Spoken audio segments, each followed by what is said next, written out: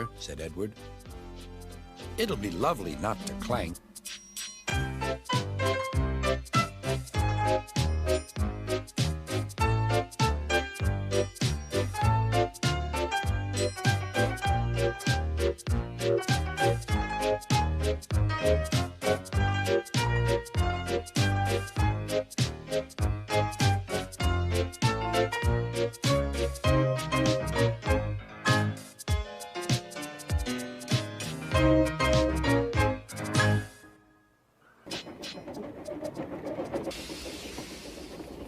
Toby and Henrietta were enjoying their new job on the island of Sodor, but they do look old-fashioned and did need new paint.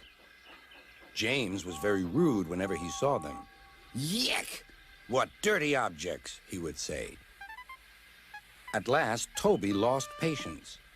"James," he asked, "why are you red?" "I am a splendid engine," answered James, "ready for anything. You never see my paint dirty." "Oh," said Toby innocently, "that's why you once needed bootlaces, to be ready, I suppose." James went redder than ever and snorted off. It was such an insult to be reminded of the time a bootlace had been used to mend a hole in his coaches.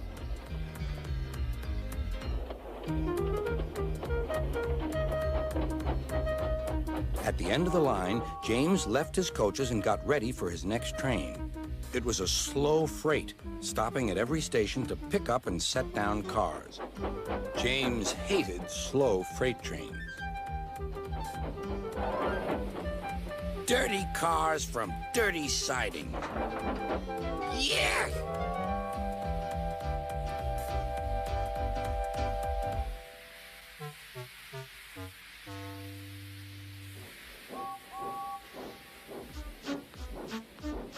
Starting with only a few, he picked up more and more cars at each station till he had a long train.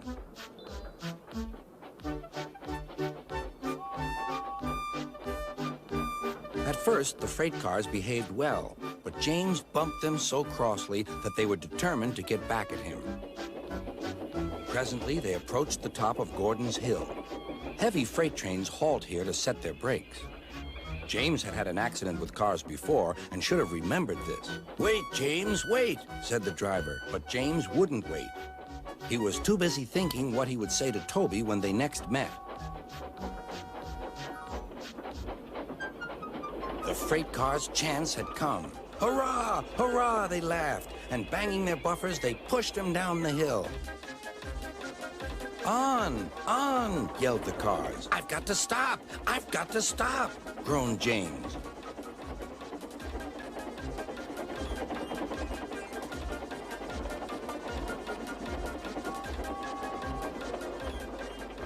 Disaster lay ahead.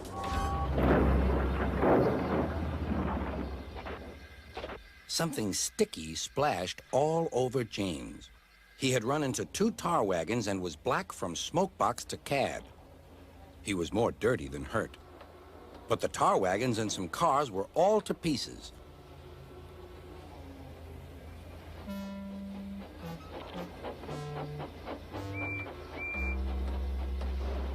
Toby and Percy were sent to help and came as quickly as they could.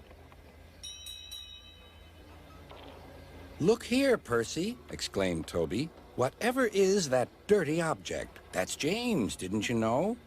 "It's James's shape," said Toby. "But James is a splendid red engine, and you never see his paint dirty." James pretended he hadn't heard.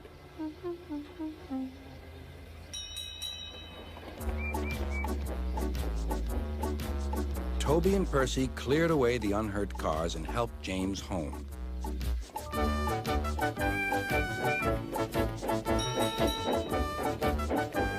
Sir Topham Hatt met them.